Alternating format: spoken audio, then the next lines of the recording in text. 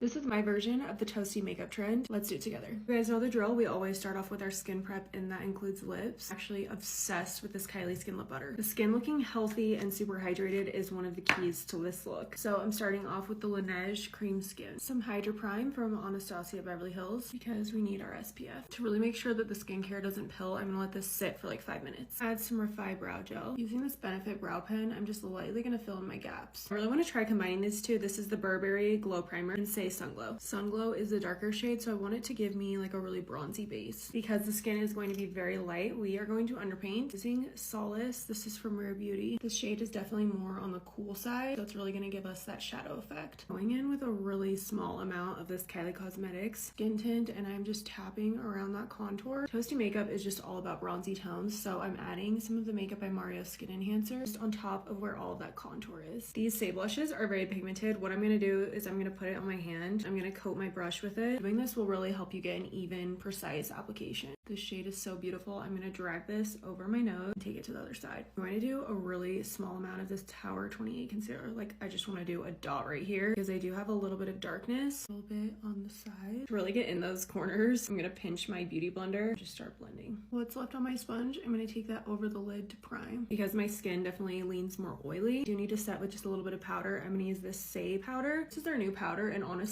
I'm obsessed because it really keeps the glow while still setting your makeup. I'm just gonna dust a tiny bit of that onto that concealer. We're just gonna add some faux freckles. I used to hate faux freckles just because I thought they looked so fake, but I found this freckle pen off of Amazon and it's actually amazing. Going to set now.